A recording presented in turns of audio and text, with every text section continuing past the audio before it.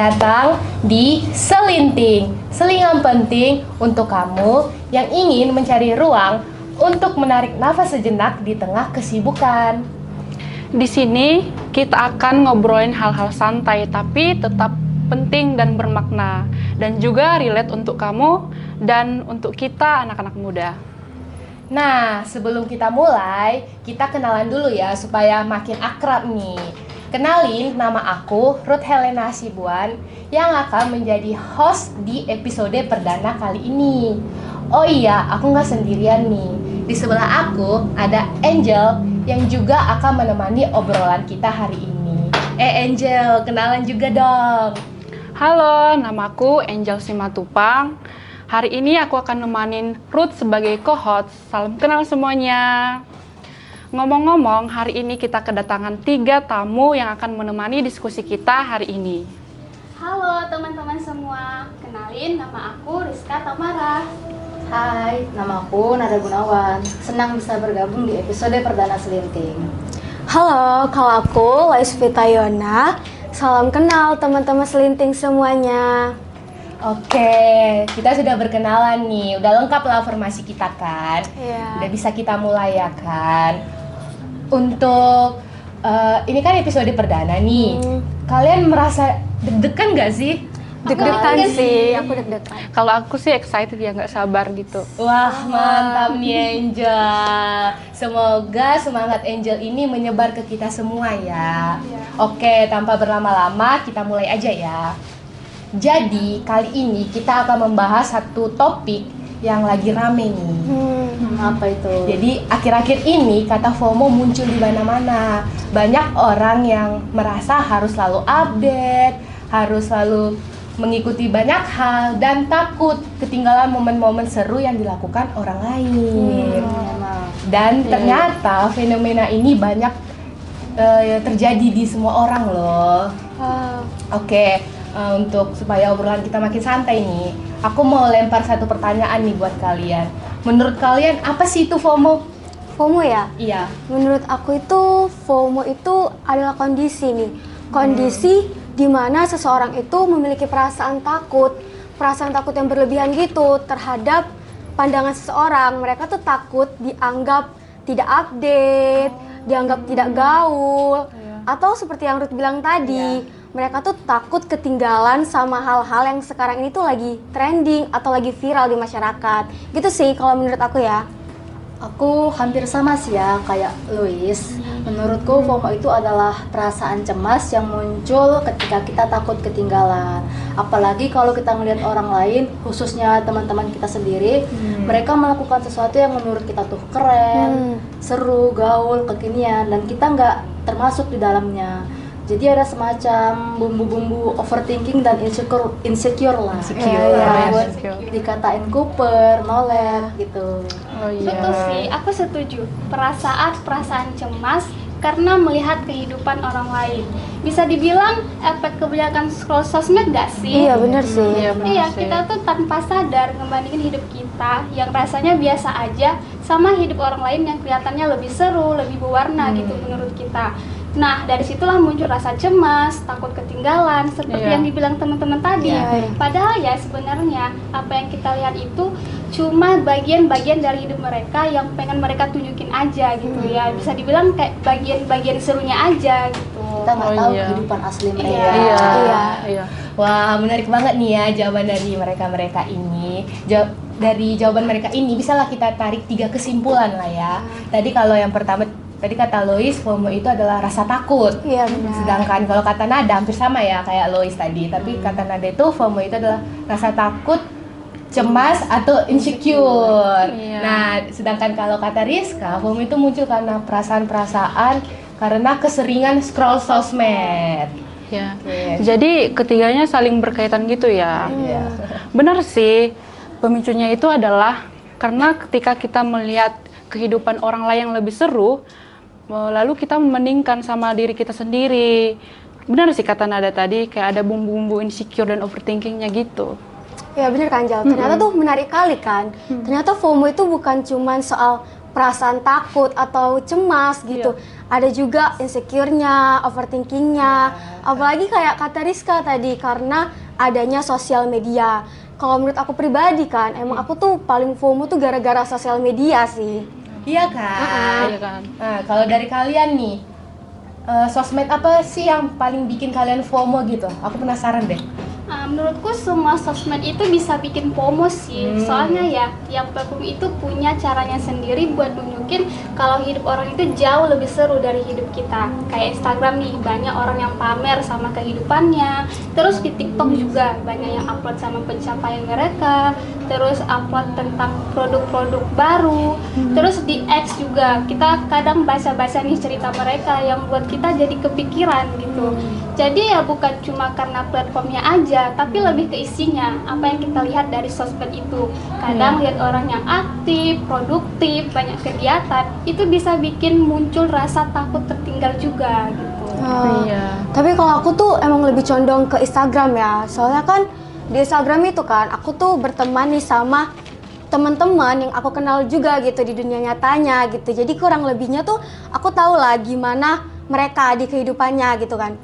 Nah terus kan di Instagram mereka itu bakal memposting hal-hal yang bagus gitu. Mereka lagi jalan-jalan diposting, terus juga mereka nunjukin pencapaian-pencapaian mereka. Nah ketika aku melihat itu tuh, aku tuh adalah timbul perasaan kayak, ih dia aja bisa, masa aku nggak bisa gitu kan. Nah, terus juga diiringi sama rasa iri aku gitu kan. Jadi karena kayak gitu tuh ngebuat aku tuh ngelakuin juga apa yang mereka lakuin. Aku jadi FOMO gitu. Aku takut ketinggalan. Nanti mereka udah kesana kemari, sedangkan aku masih di sini-sini aja. Iya. Ya. Paham sih. Paham kan? Paham. Sekilas itu kayak kelihatan iri gitu ya Iya. kita. Jadi Kelihatan jelek. iya. Terus ada overthinkingnya juga kan. Iya. Jadi ada rasa nggak berdayanya gitu kan. Kamu Nat pernah ngerasa kayak gitu juga nggak? Ngerasa. Tapi karena aku pribadi nggak terlalu aktif di media sosial, FOMO-ku tuh lebih ke lingkungan sekitarku aja yang nyata gitu. Apalagi ke teman-teman sendiri, kayak kata Luis, kalau aku ngeliat mereka pergi ke suatu tempat atau mereka punya pencapaian tertentu, itu aku jadi merasa ketinggalan gitu. Gitu. Ternyata beragam ya. Iya. Tadi ada yang dari sosmed karena melihat pencapaian-pencapaian teman dekat. Terus tadi ada yang merasa bahwa semua sosmed itu sama aja karena intinya adalah konten produktivitas. Terus tadi ada yang paling penting nih karena melihat tergantung lingkungan sekitar, teman-teman di sekitarnya tanpa melibatkan sosmed. Iya, kayak yang aku bilang tadi ada insecure-nya gitu kan. Jadi kadang orang mikir kalau FOMO itu dari HP aja. Sebenarnya FOMO itu juga dari lingkungan sekitar kita juga kan. Jadi kayaknya hampir semua orang pernah ngalamin kayak gitu kan. Iya. Aku juga sering sih sampai kadang aku itu sampai bingung gitu. Sebenarnya rasa tertekan aku ini dari eksternal seperti apa yang aku lihat atau aku dengar atau dari internal dari diri aku sendiri gitu. Oh iya. Jadi menurutmu itu masalah dari diri sendiri atau dari luar? Kurang lebih gitulah. Ya kalau menurutku lingkungan atau eksternal itu pemicunya, cuman ya perasaan itu dari dalam diri kita sendiri. Tapi keduanya nggak bisa disalahkan sih. Iya benar Gitu. sih kata Nada. Jadi tuh biasanya kan orang-orang itu kan memposting untuk menunjukkan hal-hal yang mereka lakukan gitu kan. Nah, di situ tuh cara mereka lah untuk mengapresiasi diri mereka gitu. Dan itu menurut aku tuh sah-sah aja. Tapi di sisi lain juga wajar kalau kita yang melihat itu memberi reaksi gitu kan. Biasa semuanya tuh bergantung dari cara kita sih mengatur reaksi kita terhadap postingan yang kita lihat itu sih. Begitu sih menurut aku. Iya, setuju sih, setuju. Jadi nggak ada yang salah ya. Iya, nggak ada yang salah. Jadi sebenarnya FOMO itu nggak terlalu masalah gitu, asalkan kita bisa mengontrolnya gitu kan. Iya. Iya, soalnya ya kalau nggak dikontrol, takutnya FOMO-nya itu jadi negatif. Apalagi kan kalau kita lihat orang, terus ikut-ikutan lah, tapi malah berlebihan. Kayak kita ngikutin sesuatu yang ternyata di luar kemampuan diri kita. Nah, itu yang jadi masalah, kayak bisa merugikan diri orang lain, bahkan bisa merugikan diri kita sendiri gitu. Oke, kalau dari kalian nih, ada nggak sih cerita FOMO yang malah berakhir bikin kalian nyesel? Kalau aku ada sih, tapi nggak kayak yang wah gitu. Coba dong Apa tuh? ceritain. Cerita. Oke. Jadi kan akhir-akhir ini aku baru aja check out Krimba nih, karena aku lihat kan, ih banyak yang beli nih dan lumayan viral lah di TikTok. Nah, terus aku coba check out nih, ternyata Krimbanya nggak cocok di aku dan sampai sekarang itu nggak kepake dan terbuang sia-sia. Jadi kayak sayang aja gitu kan. Kemakan racun TikTok ya. Iya, itu termasuk FOMO juga nggak sih? Termasuk sih, termasuk menurut sih. Lah biasa. Tapi yang kayak gitu sering gak sih kejadian sama kita? Iya. Apalagi kan tadi kan yang cewek-cewek. Ya. Soalnya aku juga pernah tuh soal skincare juga. Sama ya. Nah, jadi waktu itu rame lah kan yang bahas tentang skincare rutin, kayak skincare yang untuk malam itu apa, skincare untuk iya. pagi itu apa, terus produk-produk affiliate-nya juga ada. Nah itu banyak kali tuh lewat di postingan atau di berandaku gitu lah kan. Karena lama-kelamaan aku jadi tertarik gitu, pengen beli juga. Padahal ya aku tahu kalau aku tuh orang yang bukan orang yang rajin gitu skincarean, kan? Apalagi stepnya itu banyak gitu. Tapi kakaknya cantik ya. makasih. Tapi waktu itu entah kenapa tetap aku beli. Awalnya memang rajin kan dipakai, tapi lama-kelamaan kebuang gitu gara-gara malas makainya. Itu sih yang buat kayak jadi sia-sia gitu. Padahal ya aku tuh ngerasa aku tuh butuh gitu kan, tapi ternyata nggak butuh gitu. Oh gitu. Ya sih, malah jadi sayang ya. Iya. Kadang tuh kita nyesel bukan karena produknya jelek, tapi karena memang kita sedari awal nggak jujur sama kebutuhan diri sendiri. Tapi nggak apa-apa sih, itu bisa jadi pelajaran bagus buat kedepannya supaya keputusan yang kita ambil benar-benar kita pertimbangkan dulu. Iya. Betul sih, karena aku juga tetap ngerasa sih FOMO itu bukan cuma bikin nyesel aja, pasti ada sih yang jadi positif gitu kan. Oh. Nah, pasti ada nggak sih dari kalian itu yang awalnya itu cuma ikut-ikutan aja, tapi berakhir positif gitu dari diri kalian sendiri? Ada. Ya kalau dari aku sih, aku tuh ngerasa FOMO aku tuh bener-bener memberi hal dampak positif ya. Jadi aku pernah tuh awal maba kan, aku FOMO karena ngelihat teman-teman aku itu ngupload kesibukan mereka di organisasi mereka gitu kan. Terus ya udah aku jadi FOMO, aku juga mau dong ikut organisasi. Jadi aku cari-carilah organisasi di kampus aku gitu. Terus aku carilah yang aku suka dan itu juga sesuai sama jurusan aku. Udah aku cari, aku daftar juga. Terus aku ngejalani lah di organisasi itu. Ternyata selama aku ngejalani, banyak loh dampak positif yang aku dapati gitu. Positif semua sih sebenarnya. Itu tuh aku bisa aktif kan di kampus, terus aku bisa nambah pengalaman. Terus juga iya banyak banget yang jadi aku kenal, orang-orang yang aku kenal gitu. Apalagi aku kan agak pendiam, pemalu gitu. Jadi mengembangkan diri. Iya. Dari diri aku pun juga ngalami perubahan sih. Jadi lebih berani, mau terbuka juga gitu sih. Ya dari ceritamu aku jadi teringat sih sama pengalamanku juga yang gara-gara FOMO kita malah jadi dapat positifnya.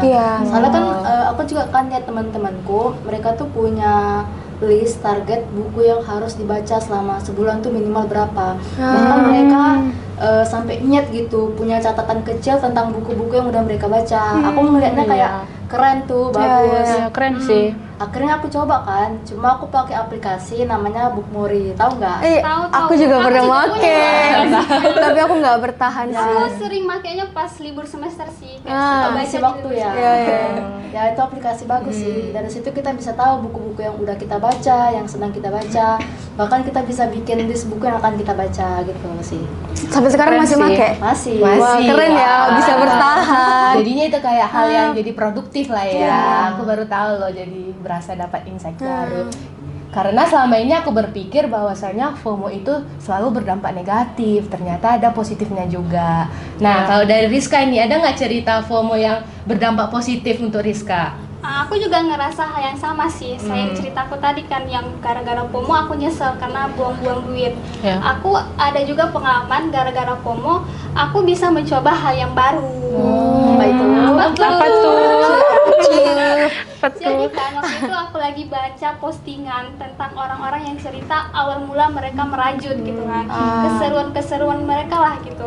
Terus aku jadi pikir sama diriku, kalau aku bisanya apa ya? Kenapa mereka bisa sekeren itu? Ada sesuatu lah yang bisa dibanggakan sama diri mereka. Sedangkan aku ngerasa aku nggak bisa apa-apa. Aku kegiatanku nggak menarik gitu kan. Terus aku juga selalu mempertanyakan sebenarnya apa sih hobiku gitu kan. Nah, jadi FOMO lah. Aku pengen belajar merajut juga. Aku beli alat rajut, terus aku belajar di tutorial YouTube. Nah, awalnya itu aku cuma ikut-ikutan aja kan, biar ada kegiatan gitu. Adalah yang aku lakukan. Ternyata aku suka, dan lebih menariknya lagi aku jadi ngerasa aku punya hobi.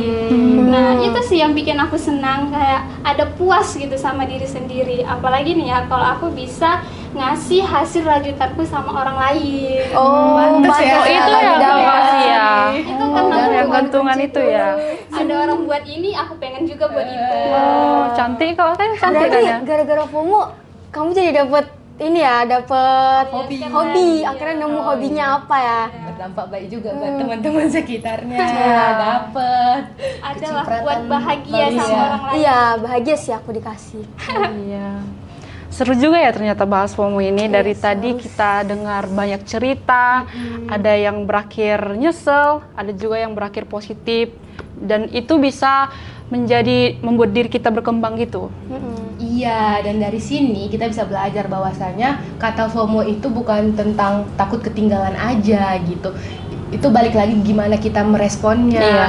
Mau itu jadi tekanan atau jadi dorongan maju untuk kita sendiri. Jadi kayak balik ke diri kita masing-masing gitu ya kan. Iya benar. Betul. Dan sebenarnya nggak apa-apa kalau kita ngerasa iri, cemas atau insecure atau ngerasa hidup orang lain tuh lebih wah.